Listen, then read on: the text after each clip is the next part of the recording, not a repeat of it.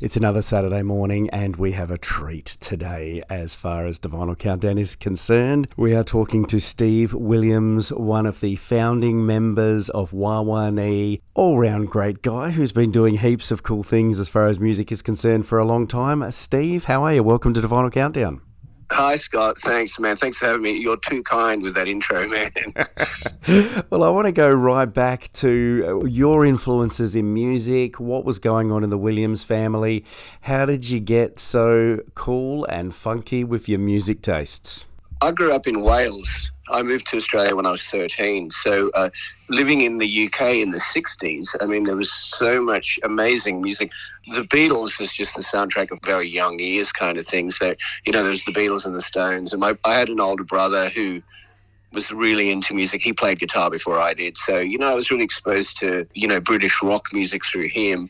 My sister, I've got an older sister, she was really into Black American soul music. So I was hearing Stevie Wonder and Earth, Wind and Fire and all that kind of stuff.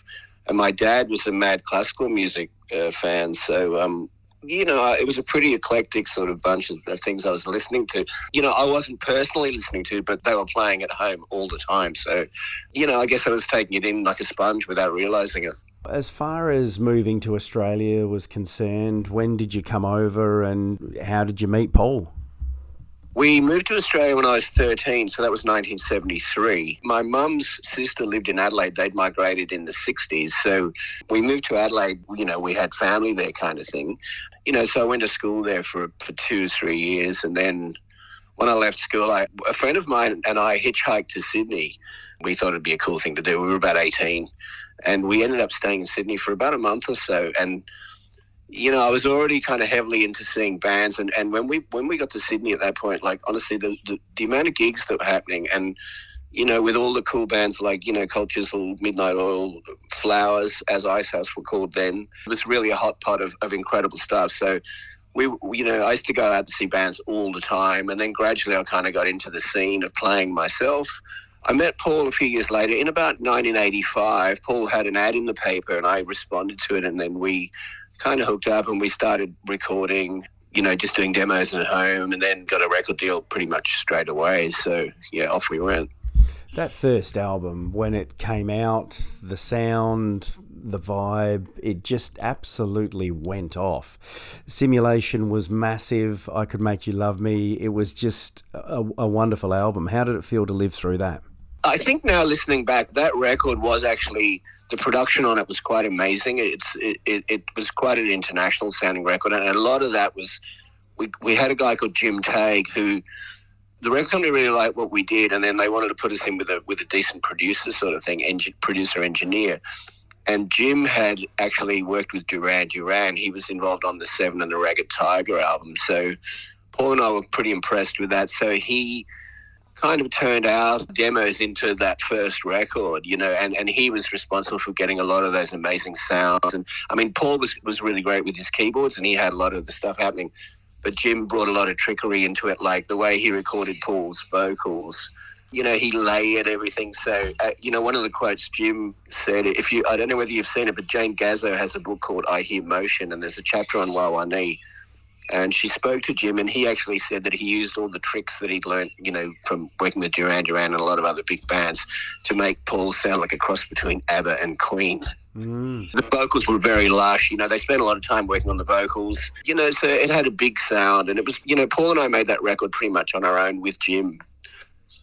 It was a very different sound for Australian music at the time as well. Like it's sort of Prince-like in the way that it comes across. It's very funky, and at that time in Australia, you know, there was not a lot of that. There was a lot of garage rock and so on. So it really stood out. The second album came out, but then things fell apart. Look, I think what happened is that first album was very kind of ahead of its time, I guess, for Australia at the time. It had a pretty much an international sort of sound. Now, there was a 3 or 4 year period between albums, by which time everything had changed and our sound was pretty much kind of everywhere, right? So I think that second album didn't quite have the impact because it was kind of a little bit disjointed in the fact that we'd recorded so many songs over a very long period of time in lots of different studios all over the world, whereas the first record was just Paul and I, as I said, in in Studio 301 in Sydney over a 6-week period, and we kind of knew exactly what we wanted to do. I think also at that point, because we were an unknown commodity, there was no pressure, really honest. They just liked the demo we had and the record company, and they gave us a bunch of cash, sent us in the studio, and we pretty much had free reign to make that record, which is what we did. Now, when we did the second album, because we'd had, considerable success here, they were literally checking everything we did all the time, and it became like highly annoying. This is one of the reasons that ultimately why we split up, because there was too much interference from the record company, and they weren't, in their words, they weren't hearing any hits. They just wanted us to repeat stimulation. It was kind of, the first album was really much more organic, I guess. After WaWaNee's, the good stuff continued. Was it straight into the Party Boys? The first thing I did after WaWaNee's was James Freud from the Models, obviously. Right now, I did his the solo tour, which it went for quite a long time, quite a few months. James, God rest his soul, he was a beautiful guy, really talented. That was a really great thing to do. And then I think after that I did Party Boys. Kind of one thing led to another. And I did a lot of stuff. I guess, I suppose it's like any industry where once you kind of got a foot in the door, you're a little bit known, you get offers to do lots of things. So in that period in the 90s, I was actually doing so much stuff. I did a lot of session work. I was playing in lots of different bands. And I did also a lot of musical theatre shows. Like I started off doing with Rocky Horror. It was the one with Craig McLachlan in it, and Red Simons and Wilbur Wilde. Molly was the narrator. So I did that in Australia and overseas. And then from that, I jumped ship and just went from one musical to another. So the 90s was probably my busiest period. From there, tours have kept on going and lots of different things. And there's a resurgence of the 80s at the moment, the Absolute 80s show, the Countdown Spectaculars, a whole range of different things in that space. And WaWaNee's are still pulling a crowd and getting people on the dance floor. Look, Paul and I, we started, even though we sort of split up in, I guess it was 1989, our last show as WaWaNee's was December the 31st, 1989. We reformed in, I think it was about 2008, and we did a show at Luna Park with Spandau Ballet, ABC, Go West, Real Life, and WaWaNee's. And it was an amazing show. So when we did that show, like when Paul and I walked on, the crowd went nuts, and I was like, are they screaming for someone else? It was kind of quite surprising, and I'd sort of forgotten like how big it was, right? So after we did that, then a few years later, Paul and I started doing those Empire touring shows, like the Day on the Green type thing. So we did quite a lot of those, and up until Paul's untimely passing, the last show we did was supporting Human League in Brisbane. It was about 3 months before Paul died. Now, what happened is when he passed away, I kind of thought, that's it, I won't be doing that again. My wife at the time was saying, you can't let this just like slip into oblivion. You've got to keep doing these shows. And I just didn't feel it was right for a long time. So about 4 or 5 years after his passing, I decided, hey, I'm going to do this thing again, So that's when I put the new thing together and we started doing shows. And the response has been fabulous. So it's going great, yeah. Now, do you have a favourite WaWaNee's track that you need our listeners to hear?